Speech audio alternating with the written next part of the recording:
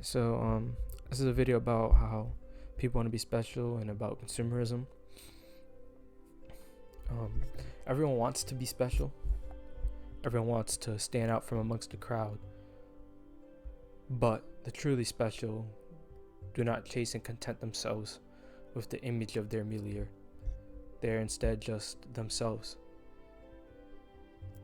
How do you want to impress people, but you aren't impressive as a person with character?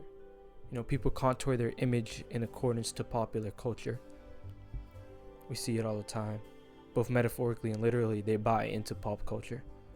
It's all about being in with the trends and appealing to the masses. The world stinks of corruption, but it's corruption of the character.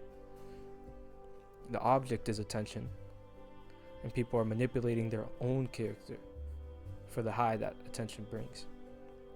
We should be less serviceful to others and to our virtues more militant. Our words should be an appendage to our character.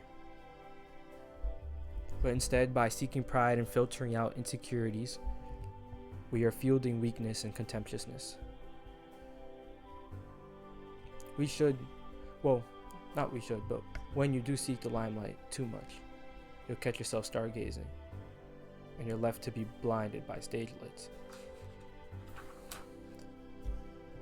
We shouldn't lose our vision, and the desire to be special, the craving to be unique, is often advantageous to companies who market products with the ability to bridge the gap between your reality and your gilded self-image. This usually leads to people to become addicted to material things, as they extrinsically believe that each object brings them closer to their illustrious marriage. And the causality is a fragile self-image and a confidence that depends on material things. And this continues the cycle, it furthers it.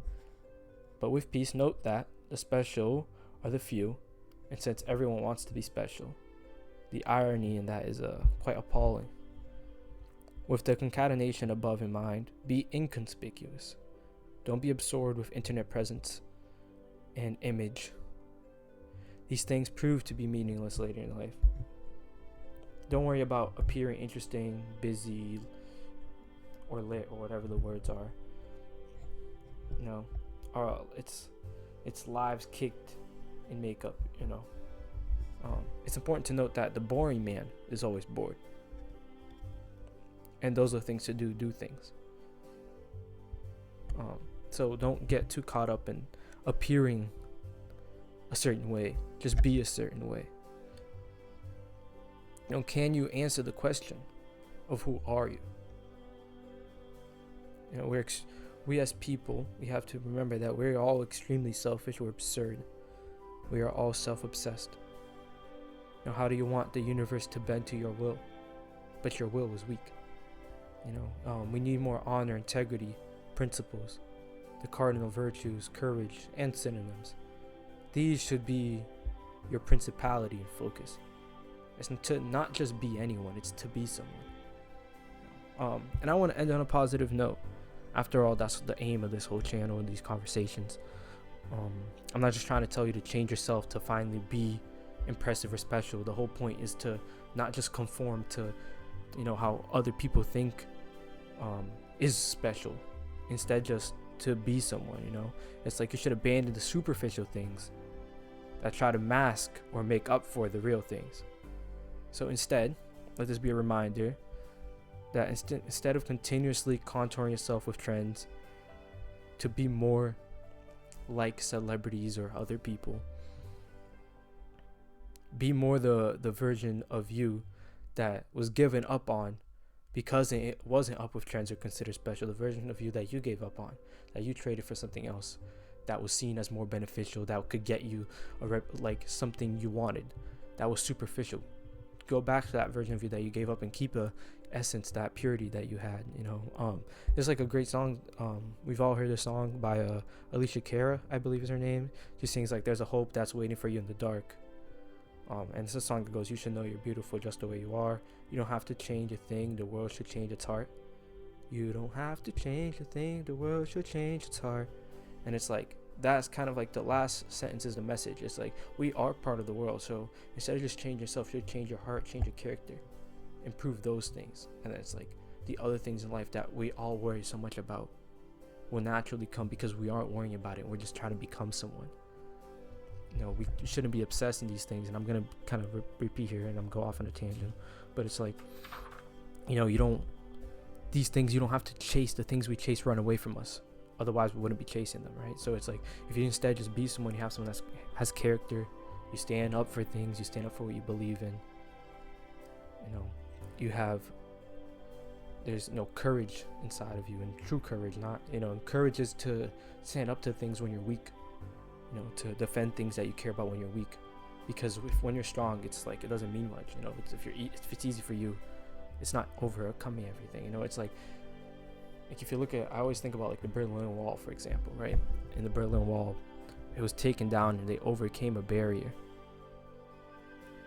And the beauty in the barrier now with the art and the graffiti is that it's been destroyed. And on the other side of it, people were able to create art and do these things to represent overcoming it. Too often today, when people get to a barrier, they're just told to embrace the barrier, to decorate it, to be proud of the barrier. Say, oh, this is a part of your life, you shouldn't be ashamed of it. It's like, that shouldn't be the central focus. It shouldn't just be, oh, there's a barrier, let me just embrace the barrier. No, it's overcome it. And after you've overcome, you can look back and be self-reflective and see yourself, as having your character having improved. And it's like, too many times we are faced with an insecurity or issue or something in our lives, and we deflect and we just try to focus on other things, or we spend so much time buying things and trying to look a certain way, to try to be someone that you might not even be in the moment, or it might not be the best thing for you to be. I saw a video of a young kid sitting in a car talking about how like his parents didn't give him crazy nice clothes, and but the main point of the video of the kid in the car, because some kid bullied him about what he wore, and he like taught the kid like that shouldn't matter.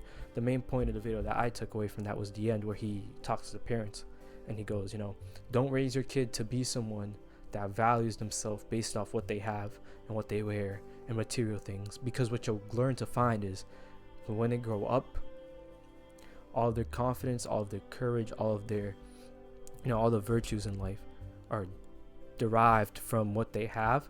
So when they don't have it, they lack it, and they're completely weak-minded. And that's kind of like the message I'm trying to push, is instead of just trying to consume to try to be special and all these things, like, be who you are, but work on who you are and not what you are. I don't know if that makes any sense, but like to improve who you are and not what you are, because what you are is what you is.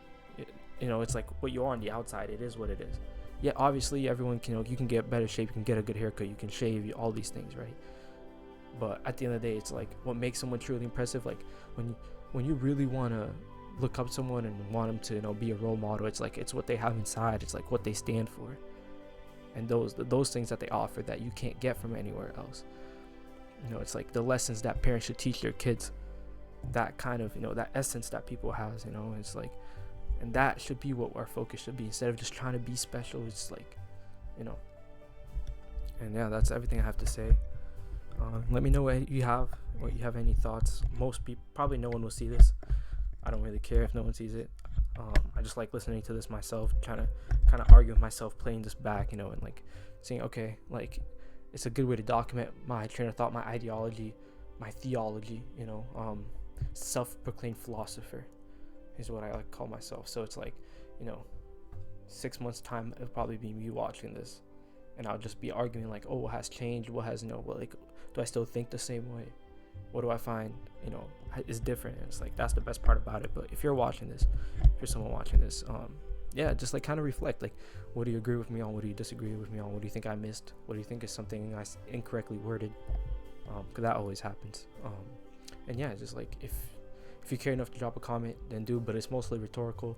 Like, these are things you should talk to yourself about, not just with other people. We should have more conversations with ourselves and see where we're at. And yeah, that's everything. Peace, people.